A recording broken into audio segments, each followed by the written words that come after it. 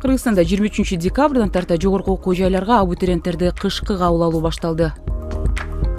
Биринчи тур 23-нөн 25 декабрга чейин созулса, экинчи тур кийинки жылдын 13-нөн 15 январга чейин.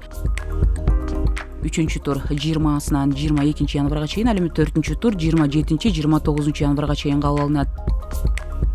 Маалыматтар боюнча жогорку окуу жайларына кышкы кабыл алуу контракттык орундарга жана абитуриенттерди тандоо кабыл алуу үчүн жүргүзүлөт.